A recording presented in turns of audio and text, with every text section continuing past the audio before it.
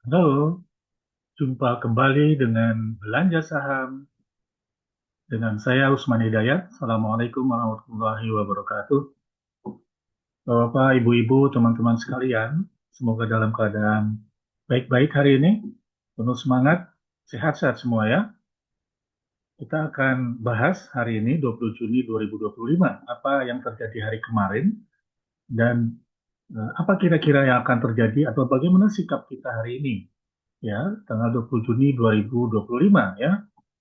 Nah, kita akan membahas mengenai kemungkinan hari ini ada aksi pembalikan karena psikologi pasar atau psikologi pelaku pasar biasanya mengambil aksi squaring atau long short atau short long setiap periode waktu tertentu. Jadi kalau kita ada one day trading, barangkali di beberapa pihak, beberapa lembaga, ada kebijakan one week trading. Jadi posisi short di awal, posisi long di akhir minggu maksudnya ya, di awal minggu.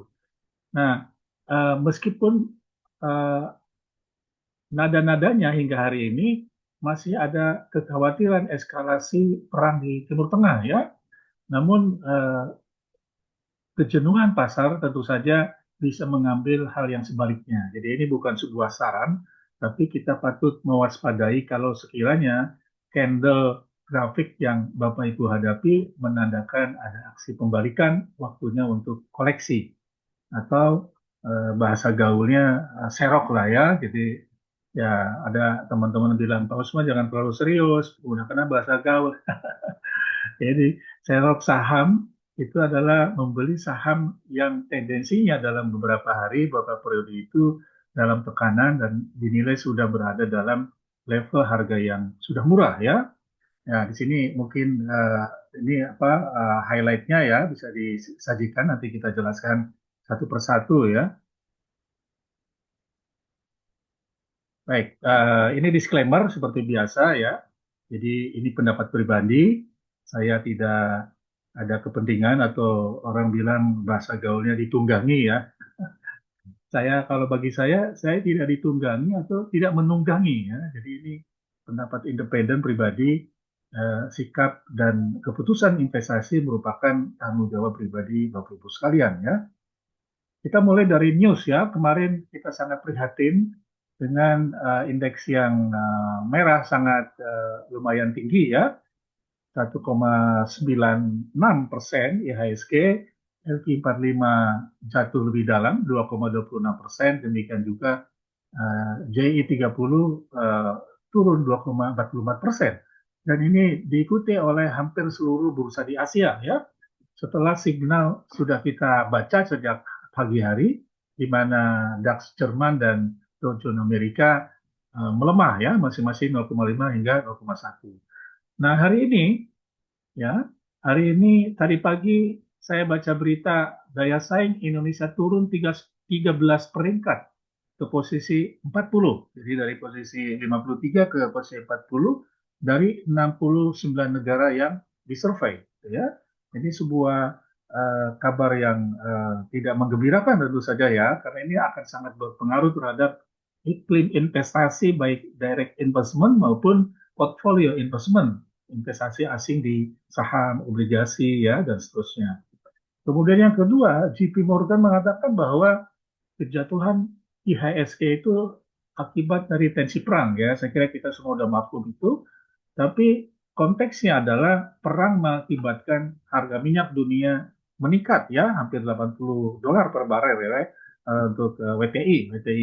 Jadi karena kita negara net importer, maka kenaikan harga minyak itu sangat berpengaruh terhadap kondisi uh, fiskal kita ya, kondisi apa namanya siapa yang punya kewajiban dolar ya dalam hal ini Pertamina ya, dan ini akan mempengaruhi probabilitas atau peluang pemerintah memperoleh dividen yang lebih tinggi dari Pertamina, kira-kira seperti itu ya.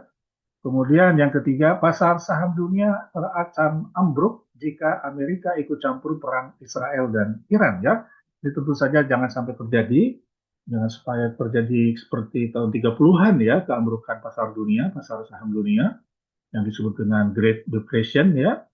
Nah, nada-nadanya menurut saya baik China, kemudian Rusia, kemudian bahkan Korea Utara berusaha untuk menghindari campur tangan, menghindari upaya Amerika untuk turut di dalam perang Israel melawan Iran ya, karena ini akan sangat berbahaya. Ya, saya bilang di sini ada catastrophic risk ya, catastrophic risk yang saya caption hari kemarin ya. Artinya itu dalam manajemen risiko tergolong uh, low frequent tapi high impact ya. Jadi meskipun itu saat ini beberapa kalangan menganggap perang di Timur Tengah belum begitu signifikan pengaruhnya terhadap pasar keuangan, namun setiap saat bisa mengancam risiko yang sifatnya sangat besar, katastrofik ya, memukul seluruh sendi perekonomian. Terus sekalian, ini sebagai ilustrasi ya, sebelum ke ini bahas satu persatu, bahwa dalam uh, 2 minggu terakhir atau sejak awal Juni 2025 ini, tampak pasar itu kelihatannya ada siklus ya, ada secara psikologi pasar atau pelaku pasar seperti hanya kita membahas technical analysis, di situ ada apa yang disebut dengan behavioral finance itu ya. Jadi ada perilaku pelaku pasar ketika menghadapi kejenuhan jual dan kejenuhan beli. Ya, kita kita adalah ini posisinya sekarang udah jenuh jual ya. Posisi terakhir ini tertekan kemarin ya hingga 1,96% ya. Ya kelihatan bahwa baik LQ45 maupun JI30 mengikuti arah indeks IHSG ya yang hijau ya, tampak bahwa LQ45 lebih dekat pergerakannya karena korelasinya lebih besar dibanding JII 30 ya. Kita lihat nanti di tabel ya. Korelasinya kalau nggak salah 0,96 untuk LQ45, sementara untuk JI 30 sekitar 0,85-an ya.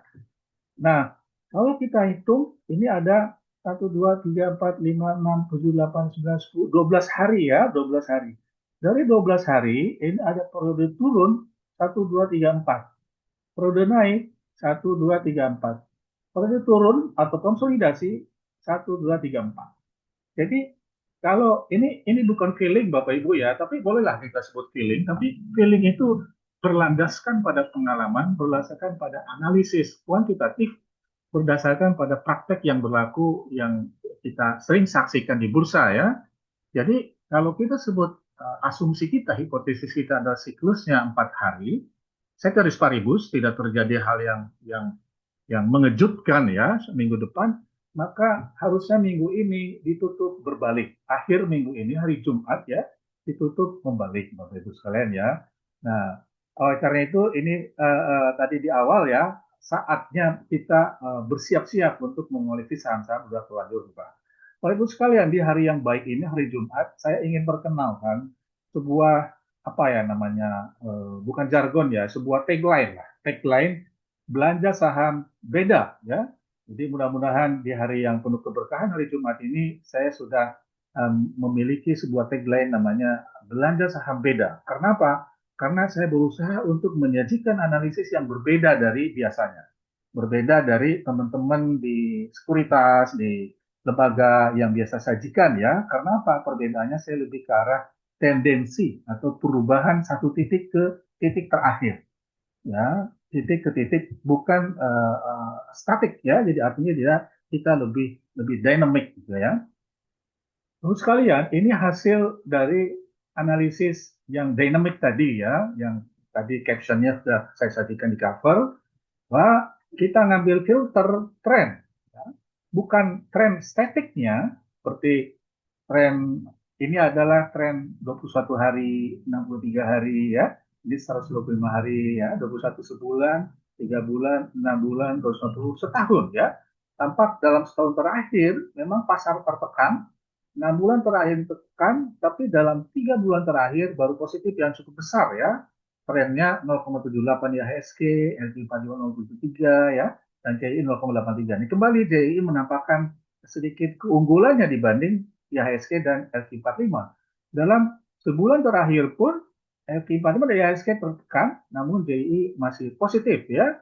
Nah, yang kami tonjolkan adalah tendensinya perubahan dari tren 21 hari dari tren 63 hari. Kita ambil yang angkanya negatif ya, karena ini pasar juga negatif. Maka saya peroleh 7 saham yang terjaring ya, yang memiliki nilai tren perubahan ya atau selisih tren sebulan dari tren 3 bulan yang negatif. Artinya tren sebulan terakhir lebih tinggi penurunannya dibanding tren 3 bulan terakhir ya. Yang kedua adalah selisih tren 1 bulan terhadap 6 bulan ya. Kita ambil yang negatif juga ya. Ini berkebalikan dengan tren pasar yang ini positif ya. Jadi kita ingin melihat saham-saham yang dinilai sudah undervalued ya, yang berpotensi rebound hari ini. Filter berikutnya adalah moving average ya, moving average juga indikator tren Bapak Ibu ya, Bapak Ibu ketahui ya. Cuma saya tidak mengatakan moving average 1 month, moving average ya di sini ada moving average 5 days ya, kemudian 10 days ya, 5 hari, 10 hari, 20 hari. Namun kembali selisihnya. Jadi bagaimana moving average 5 hari dari harga saham atau nilai indeks terhadap moving average yang 10 hari. Kalau dia negatif, berarti tendensinya bursa atau pasar sedang dalam tekanan ya, sedang dalam tekanan, dan kita ambil yang negatif, selisih moving average 5 hari terhadap 10 hari. 5 hari terakhir lebih curam penurunannya ya, penurunan harganya dibanding 10 hari terakhir pada tanggal 19 Juni ya kemarin. Demikian juga moving average 5 hari terhadap 20 hari ya. Jadi 5 hari terhadap 10 hari lebih kecil, 5 hari terhadap 20 hari lebih kecil. Jadi ini memastikan atau mengkonfirmasi, memvalidasi bahwa kita ingin mengambil saham-saham yang sudah menurun lebih dalam dibanding saham lainnya gitu ya. Kemudian filter yang lain adalah momentum ya. Kita tahu ada relative strength index 5 hari, 10 hari, 20 hari. Kita ambil selisihnya ya. Jadi ketika RSI 5 hari dibanding RSI 10 hari, RSI 5 hari lebih kecil. Artinya dia penurunan yang berlanjut ya, pelemahan yang berlanjut. Kita dapatkan ini yang negatif. Kemudian yang terakhir tentu saja kita tidak akan melepaskan dari isu fundamental valuasi saham ya.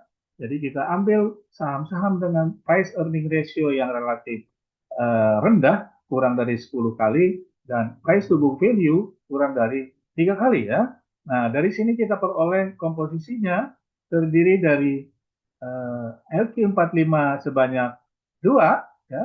Kemudian ya kebetulan ini perbankan semua, Bank BNI dengan Bank BRI, dan non LQ45 ada sisanya ada 5 ya, dan tampaknya tidak ada satupun saham JI 30 yang terjaring dalam hal ini ya. Jadi kita ada analisis lanjutan bagaimana dengan JI ya. Nah, ini ya bank dua, kemudian ini finance ada juga, ada multi finance ya. Ya. Kemudian teknologi consumer dan ya bank ada 4 bahkan ya, bank ada 4, termasuk ini bank NISP ya. Ya. Bagaimana JI 30? JI 30 memperoleh 4 ya, memperoleh 4 saham dengan sedikit modifikasi ya. Tentu saja kita ambil yang yes ya. Jadi sebelumnya ada 30 saham. Kemudian price earning ratio-nya kita tingkatkan lebih dari kurang dari 25 ya. Jadi untuk menjaring saham yang tadi di skenario pertama tidak terjaring, jadi kita lebih longgar ruang untuk ambil saham yang price earning ratio-nya lebih tinggi. Kemudian price to book value juga demikian halnya, kurang dari 4 kali ya. Kemudian di sini ada seperti tadi ya, kita ambil momentum ya, momentum selisih RSI 5 terhadap 10 hari ya negatif, kemudian moving average ya, moving average closing price terhadap moving average 5 hari, closing price terhadap moving average 10 hari, dan closing price terhadap moving average 20 hari. Semuanya kita ambil yang negatif. Artinya betul-betul trend closing price per 19 Juni ini berada di titik terendah dibandingkan dengan rata-rata hingga 20 hari terakhir. Kemudian tren dari sisi tren sama seperti tadi yang di depan, tren 21 hari terhadap tren 63 hari ya. Ini kita ambil yang negatif. Ya mudah-mudahan ini memberikan indikasi saham-saham yang dinilai sudah undervalued dan saatnya Bapak Ibu untuk cerok ya koleksi saham-saham ini. Demikian, selamat berinvestasi dan berdagang saham hari ini. Mudah-mudahan memperoleh cuan hari ini ya Bapak Ibu sekalian. Terima kasih atas perhatian dan Bapak Ibu telah menonton video saya. Jangan lupa like, subscribe, dan share video ini agar Bapak Ibu tidak tertinggal informasi yang akan selalu berkembang dari hari ke hari melalui kanal YouTube Belanja Saham Bisa. Saya tutup, sampai jumpa besok minggu depan dan besok akhir pekan. Assalamualaikum warahmatullahi wabarakatuh.